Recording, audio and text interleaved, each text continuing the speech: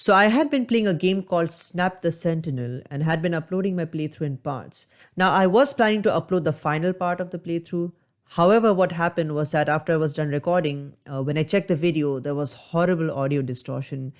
I don't know how this happened, but technical glitches do occur. So I obviously couldn't upload it. Hence, for the sake of completion of the playthrough series, I decided to give you guys a quick summary of what happened since the end of the third part of my playthrough video. Basically, I was almost near the end. After dying in that room several times, I finally managed to get the golden key, which led me to this big ass door to stage 5, the final boss. The boss was this shark dude on a robotic wheelchair who seemed easy to defeat in the beginning, but this guy never seemed to die no matter how many bullets pierced his shark ass. And this level did prove to be sorta difficult. After dying several times, I finally managed to bust his ass and I beat the game. And mind you, this was in normal mode.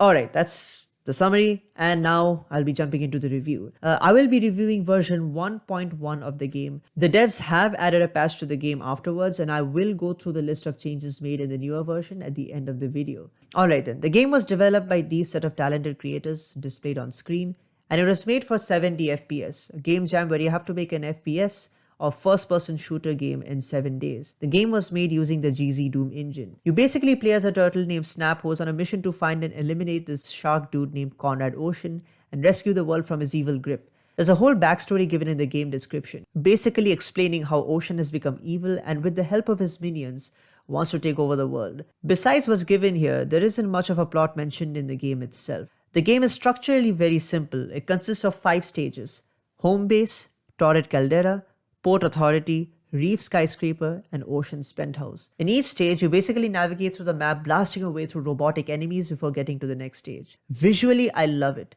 It has that strong retro vibe, and even though I played very few games from the 90s, besides maybe Wolfenstein, I feel this sort of fake nostalgia. I can say for sure that this game does resemble Doom.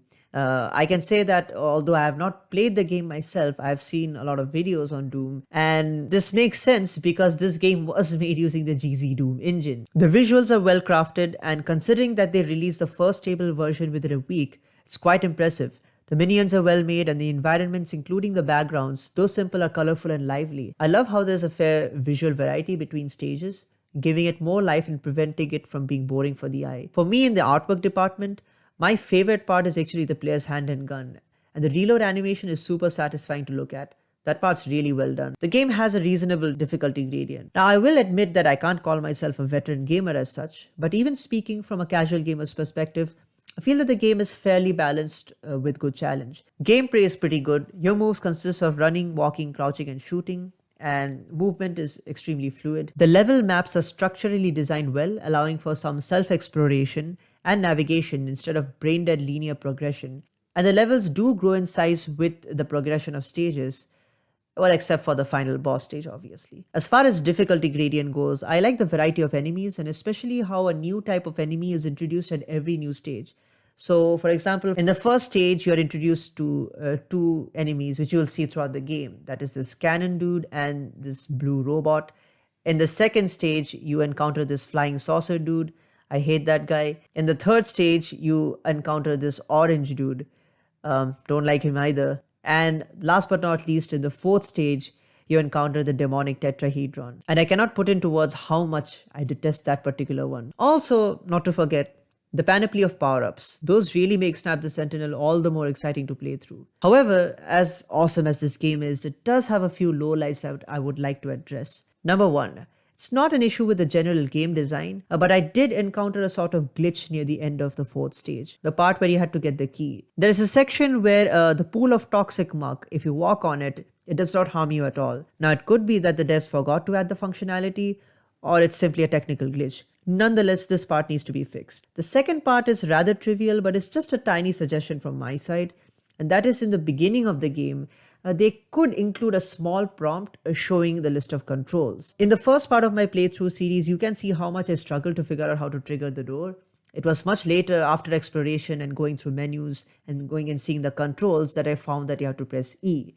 Initially, I was looking for the jump control. There was no jump option. You can't jump in the game. It was mentioned there how to trigger objects or trigger switches or sorts. Obviously, I also mentioned it in the first part that it definitely could be because I am an idiot. However, I feel that adding that, I mean, it shouldn't be of much harm. I think it won't take that much effort either. Now, to see if they fixed that, I did check the changes made in the latest version. This is version 1.2 and it was released 24 days ago. So here are the list of fixes displayed on screen, and one of the points do mention that they made minor bug fixes to map 04. Guess that's stage 4. And so I'm assuming that they would have fixed the toxic muck issue. I'll have to download version 1.2 and play it to find out. They made some other modifications and added finer polish here and there. I also like how they made hard and very rude mode locked by default, and that you have to complete normal mode in order to access those modes. And I think that's clever because it kind of gives you an incentive to play the game again. But anyway, putting aside all these small shortcomings, the game is undoubtedly fun. And again, I find it utterly impressive how they could pack so much meat in a project in such little time. Now, the game though needs to be made in 7 days. A stable version needs to be released in that time, and the game can be patched even afterwards. So some might be wondering that maybe they would have added a lot afterwards. But though I am reviewing version 1.1, I had originally played version 1.0, the first stable release. It was only after I uploaded, I guess, the second or first part of the playthrough that one of the developers commented saying that they patched the game, which is when I went ahead and downloaded version 1.1, where they made a few minor changes here and there.